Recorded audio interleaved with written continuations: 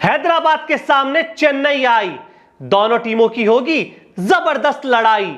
जीतने वाली टीम करेगी 2 अंकों की कमाई, हारने वाली टीम को बाद में करनी पड़ेगी एक बड़ी भरपाई। कौन जीतेगा ये मुकाबला, आज की वीडियो हमने इसी पर बनाई। बने रहिए हमारे साथ, लेट्स गेट स्टार्ट। नमस्कार दोस्तों, welcome to the world of Ishan की आईपीएल हाइलाइट्स। सनराइजर्स हैदराबाद के सामने चेन्नई के सुपर किंग्स। सनराइजर्स 3 मुकाबलों में से 2 में हार झेल चुकी है, वहीं चेन्नई सुपर किंग्स को 3 में से 2 में जीत मिली है। दोनों टीमें अपना पिछला मुकाबला हार कर आई है और दोनों टीमें चाहेगी एक मोमेंटम पकड़े और जीत हासिल करे। आज की वीडियो में हम इसी पर बात करने वाले हैं, लेकिन आगे बढ़ने से पहले आपको बताना चाहते हैं द स्पोर्ट प्रिंस के बारे में। एक ऐसी एप्लीकेशन, एक ऐसा प्लेटफॉर्म जो क्रिकेट से रिलेटेड बहुत एक्यूरेट करेक्ट प्रेडिक्शंस हमेशा प्रोवाइड कराता रहता है।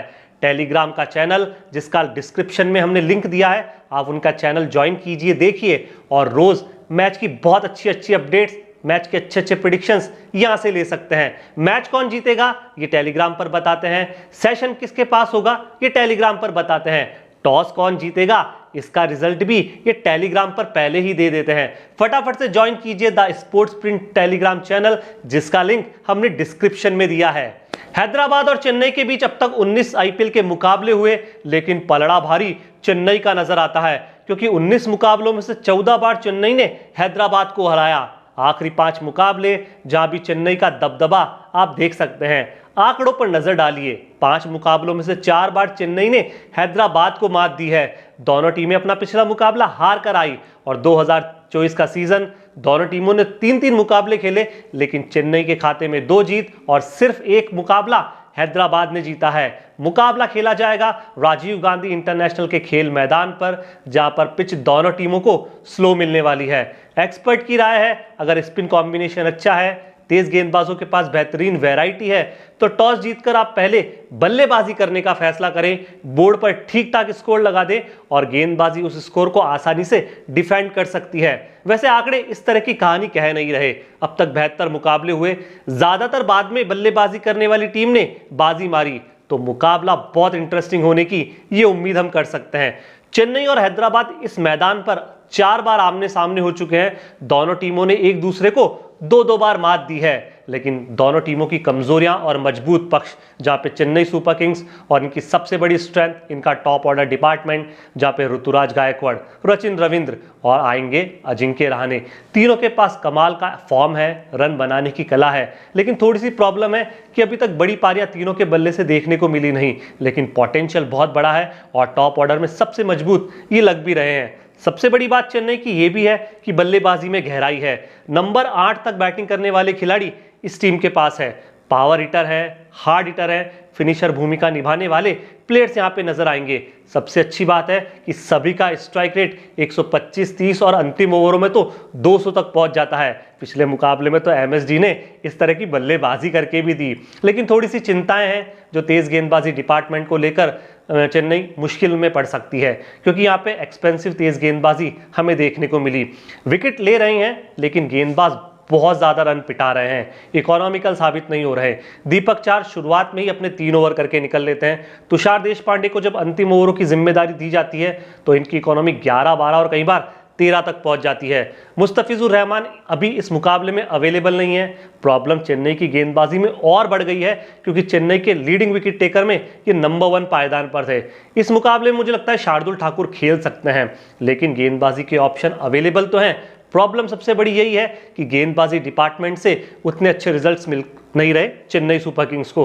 बात करें हैदराबाद की और इनके स्ट्रेंथ की, तो इनका टॉप ऑर्डर भी चेन्नई जैसा ही है, जहां पे बड़े नाम हैं, रन बनाने वाले खिलाड़ी और हर मैच में परफॉर्मेंस करने वाले प्लेयर्स। ट्रेविस हेड, इनका स्ट्राइक रेट कमाल का और कंसिस्टेंट परफॉर्म करते हैं इंडियन सरजमी पर। मयंक अग्रवाल बहुत बड़ा एक्सपीरियंस अपने साथ कैरी करते हैं। अभिषेक शर्मा, जिनकी कंसिस्टेंट और इन दिनों करंट फॉर्म लाजवाब लग रही है, रन बनाने वाले खिलाड़ी दिख रहे हैं। टॉप ऑर्डर से एसआरएच काफ़ी संतुष्ट नजर आता है। मिडिल ऑर्डर डिपार्टमेंट, जहां पर भी बड़े नाम आप देखेंगे, एडम मार्करम नजर आएंगे, हेनरिच क्लासन, अब्दुल समद बहुत अच्छी पारियां खेल रहे हैं। कैमियो इनिंग है, लेकिन बहुत संतुष्टि दे रहे हैं। इनकी पारियों से हैदराबाद को बहुत रिलीफ मिल रहा है। ऐसे में शाहबाज अहमद भी छोटे मोटे नॉक खेल के हैदराबाद की बैटिंग को निचले ऑर्डर पर मजबूत करते हुए दिख रहे हैं। ओवरऑल बैटिंग का कंपैरिजन किया जाए तो इस बैटिंग ऑर्डर में चेन्नई थोड़े से ज्यादा अच्छे लगते हैं, क्योंकि टॉप ऑर्डर में दोनों एक दूसरे को टक्कर देने वाले खिलाड़ी तो हैं, लेकिन चेन्नई के पास बल्लेबाजी में गहराई है।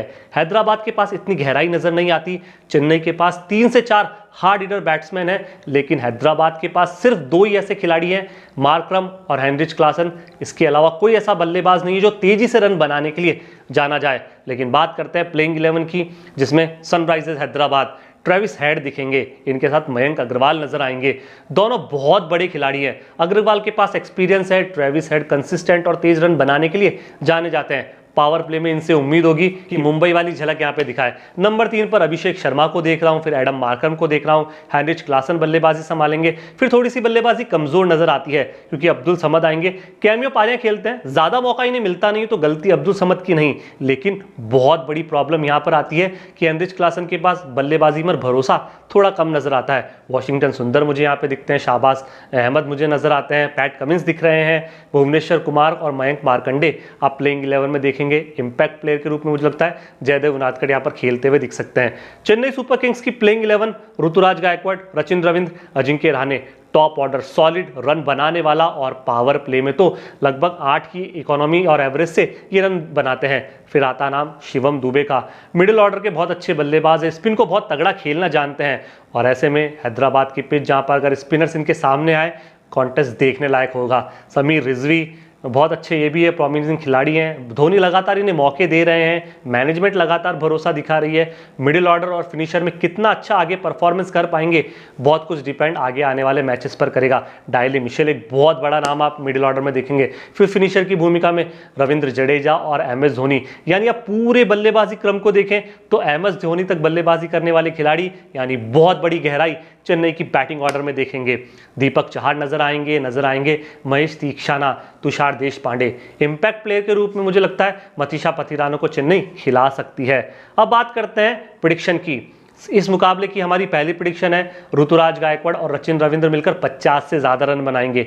इस मुकाबले में तेज गेंदबाजों से ज्यादा विकेट स्पिन गेंदबाज लेते हुए नजर आएंगे, और ये मुकाबला मुझे नहीं लगता कोई हाई स्कोरिंग वाला बनेगा जैसे हैदराबाद और मुंबई का था। ये मुकाबला मुझे लो स्कोरिंग वाला लग रहा है। अब मुकाबला कौन जीतेगा, आगे बढ़ने से पहले एक बार फिर हम स्पोर्ट प्रिंस की ओर जाएंगे। यदि आपको एक्यूरेट मैच की रिजल्ट जानना है तो इनका टेलीग्राम चैनल ज्वाइन कीजिए। इनका एक व्हाट्सअप नंबर भी है जहां से भी आप मैच की एक्यूरेट रिजल्ट और प्रेडिक्शन प्राप्त कर सकते हैं। अच्छी प्रेडिक्शन ये देते जरूर हैं, 80% एक्यूरेसी इनकी प्रेडिक्शन में झलक कर आती है। सबसे बड़ी बात है मुकाबला कौन जीतेगा, मुझे लगता है मुकाबला चेन्नई के खाते में जाएगा। लेकिन दोस्तों आपकी क्या राय है और आप क्या कहना चाहेंगे, कमेंट बॉक्स में आपकी राय का इंतजार। शुक्रिया, बहुत बहुत धन्यवाद।